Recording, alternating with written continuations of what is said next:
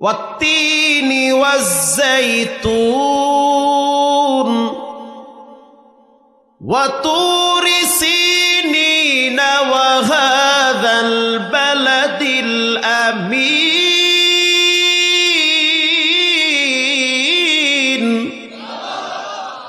আল্লাহ রাব্বুল আলামিন বলেন, 3 ফলের কসম। 3 একটা ফলের নাম, ব্যবহার করলে ক্যান্সার রোগও চলে যাবে, থাকবে না। জাইতুন একটা ফলের নাম, ওখান থেকে তেল তৈরি হয়।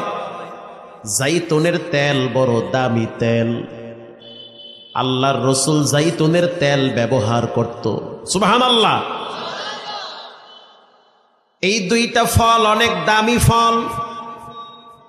এই 2টা ফলের ব্যাপারে রব্বুল আলামিন শপথ করেছেন, জিনিস যত দামি হয় আল্লাহর কাছে সেটার মূল্য তত বেড়ে যায়। আল্লাহ যেই জিনিসের ব্যাপারে শপথ করে বুঝতে হবে সেটা কোনো নরমাল জিনিস হতে পারে না। এই 2টা ফল খুব দামি ফল। এরপরে আল্লাহ তাআলা বলেন, ওয়া তুরি সিনিনা ওয়া হাযাল বালাদিল আমিন।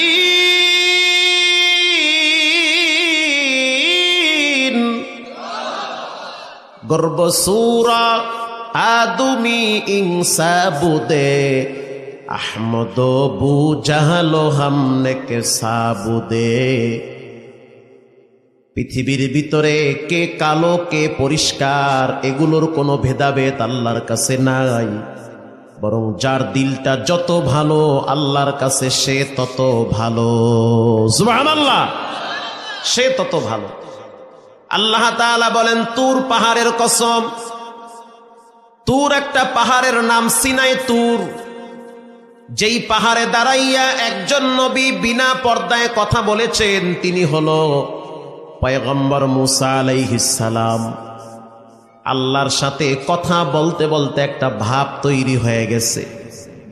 এবার বলে, রব্বি আরনি, আয় আমার রব তোমার একটু দেখতে মনে চায়। কথা বললে মায়া বাড়ে কি বাড়ে না? ভালোবাসা বাড়ে। আড়াল থেকে কথা বলো, এত সুন্দর কথা, একটু আমারে দেখা দাও। আল্লাহ রাব্বুল আলামিন বলেন, লাং তারানি,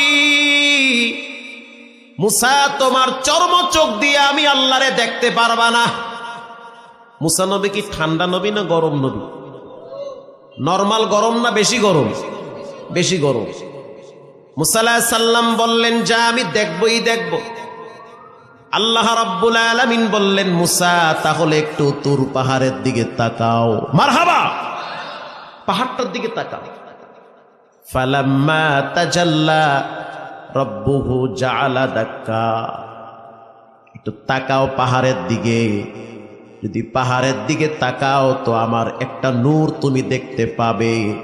70,000 নূরের পর্দা ভেদ করে আল্লাহ পাকের একটু নূর পাহাড়ে আল্লাহ ছেড়ে দিয়েছে।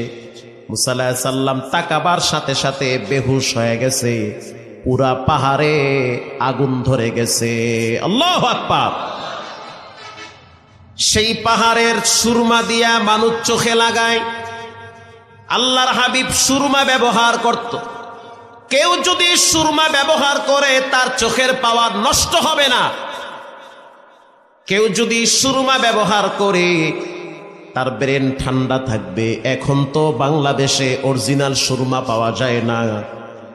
ওই দেশের সুরমা বাংলাদেশে আসতে আসতে অর্ধেক 2 নম্বর হয়ে যায়। সেই পাহাড়ের কসম করেছেন রব্বুল আলামিন। এরপরে আল্লাহ তাআলা আরো একটা কসম করেন, ওয়া হাযাল বালাদিল আমিন, পবিত্র মক্কা নগরীর কসম। পৃথিবীর ভিতরে সবচেয়ে দামি ঘর বাইতুল্লাহ। যেই ঘরের দিকে তাকাইলো সওয়াব হয়। যেই ঘরে যদি একবার কেউ যায় তার পিছনের সব গুনাহ মাফ করে দেয় কে? বাইতুল্লাহ। আল্লাহ কোরআনে বাইতুল্লাহর ব্যাপারে বলেন,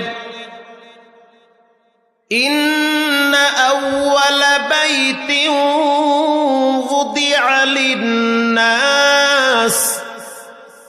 লাল্লাযী বিবাক্কাতা মুবারাকান ওয়া হুদাল লিল আলামিন।